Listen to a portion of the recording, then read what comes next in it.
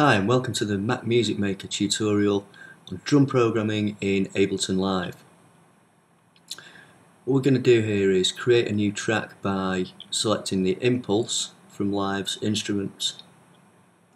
Just drag and drop that onto there. And then what we can do with the impulse is if we go to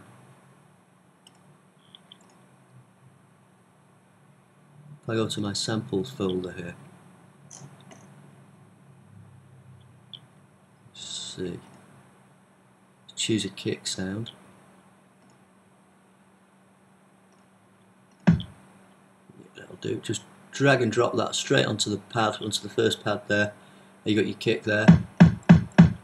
Do the same thing for each individual drum sound. So let's get a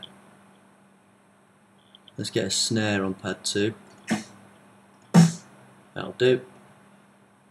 Drag and drop straight onto there. Some hi-hats in there. It's a pretty cool sounding open. Let's get a closed hat in there as well. That's nice. And then just drag and drop. And then double click on the track you just created. Double click on the clip there to bring up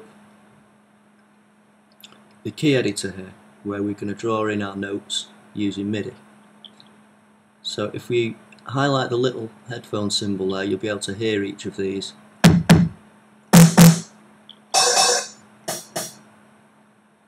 As you click them like that. Obviously they're really loud at the moment, so I'll just turn that track down a little bit. Inserting a note, really easy, just double click.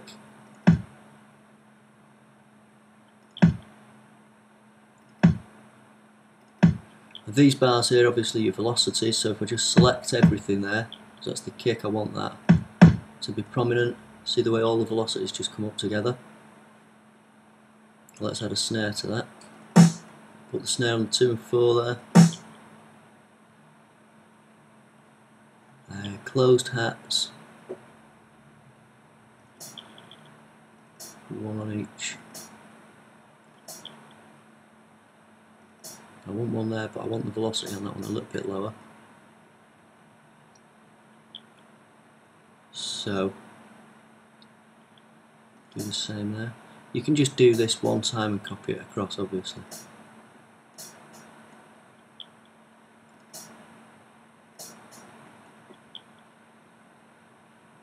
And what I am going to do is just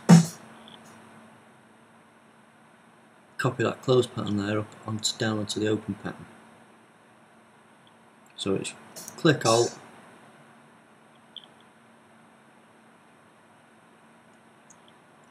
now that with the loop on, that should sound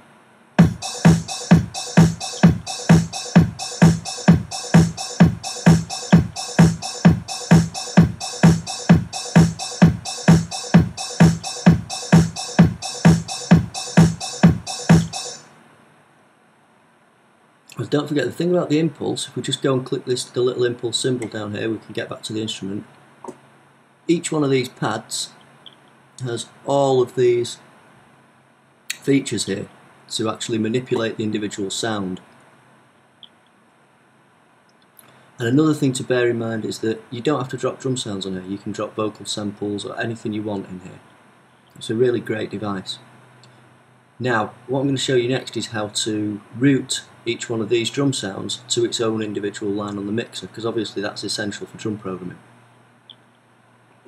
So, in order to do that, you have to go over to the right of where your master channel is here, and make sure that this in-out button is highlighted, because that gives you all of this information here for each individual line.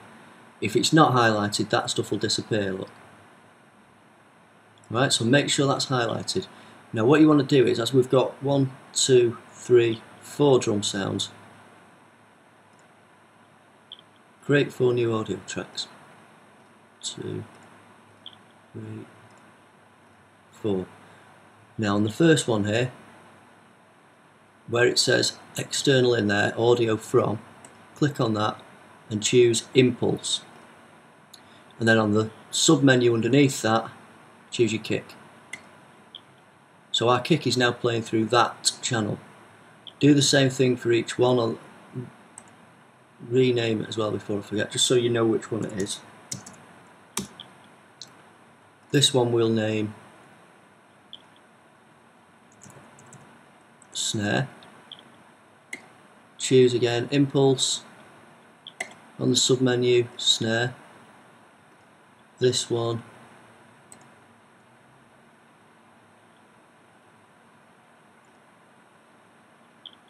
we'll call open hat.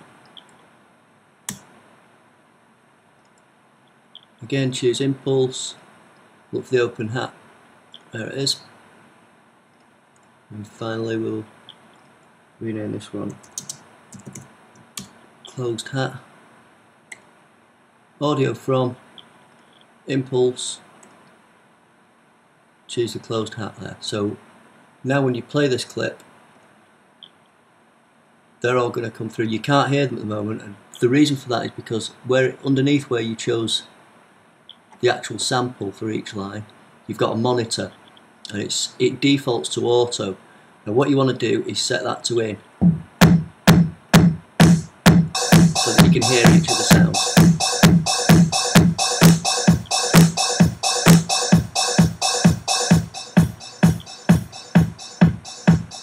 They're going to come through really, really loud at first, like that. What this enables you to do, you not only set a level for each individual sound, but you've also got pans, sends, and what you can do then is EQ each channel.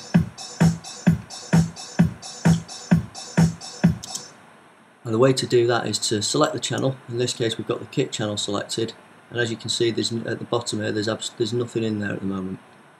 So using Live's built-in devices, audio effects, a trusty old EQ3. What I like to do with kick drums is to just give it a little bit of boost at around 80 Hz. So set the frequency there to 80 Hz and just boost it by about 2 or 3 dB there at around 80. The snare, I noticed, had a bit of mud underneath it, so we do the same thing but around the 200 Hz mark. We do a deep cut there, about 9 dB. See how that sounds. Yeah, it sounds a lot nicer. Good idea to do that with hats as well is to just do a low cut. Do that for the closed hat as well.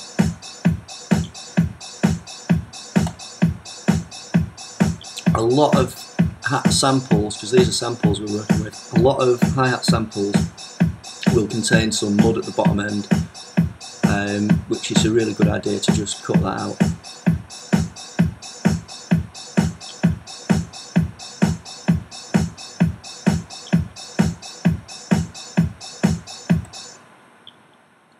And that is how to make a basic drum pattern in Ableton Live.